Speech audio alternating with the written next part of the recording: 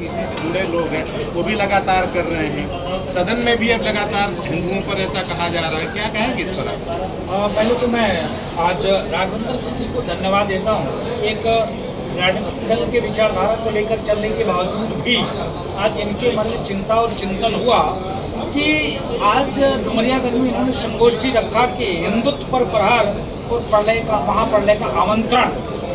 इनका भाव इसलिए जागृति हुई जगी क्योंकि देश के उस लोकतंत्र के मंदिर में जहाँ पर जनता जनार्दन से चुनकर वहाँ पहुँचते हैं, चिकित्सा, शिक्षा, रोजी रोजगार की चर्चा होना चाहिए, शोषित वंचित दबे कुचले की आवाज़ को वहाँ रखकर उसके लिए कार्य करना चाहिए, या ना कि फिलिस्तीन जिंदाबाद का नारा लगना चाहिए, या ना कि सनातन कोरोना है, डेंगू है, मलेरिया है, टाइफाइड है, इस पर ताली बजना चाहिए, या ना कि हिंदू हिंसक है इस पर कोई क्वेश्चन करे, इस पर संवाद होना चाहिए।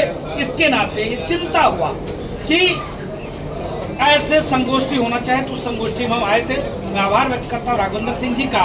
और यहाँ से हम लोगों ने सिर्फ एक ही संदेश दिया, धर्म और रक्षति रक्षता, धर्म की रक्षा आप करोगे तभी धर्म की रक्षा हो पाएगा, क्योंकि भारत डेमोक्रेसी है, लोकतांत्रिक व्यवस्था है। इसके अलावा भारत सनातन प्रधान देश है जहाँ पर कंकर में शंकर पाया जाता हो, जहाँ सनातन सिखाता धर्म की जय हो, धर्म का नाश हो, प्राणियों में सद्भाव हो, विश्व का कल्याण हो, सर्वे भवन्तु सुखिनः सर्वे सन्तु निरामय के साथ, विश्व बंधुत्व के साथ जहाँ हम कार्य और काम करते वहाँ पर हिंदू हिंसक हो जब आवाज उठाए जाते हैं, इसके नाते यह कार्यक्रम करना बाबा नेता हिंदू धर्म पर लगातार आक्षेप करते हैं। नहीं, दुर्भाग्यपूर्ण है। हिंदू धर्म पर, सनातन संस्कृति पर इसलिए कुठाराघात करते हैं क्योंकि हम बहुसंख्यक समाज के लोग इतने अपने आप को सेकुलर कर दिए हैं कि एक को मोह है कि कहा जाता है कि बुद्ध पूजक काफिर है, इसके गले काटने से 72 हुरे मिलते हैं, लोग ताली बजाते हैं। एक तरफ हम ये है कि धर्म की जय हो,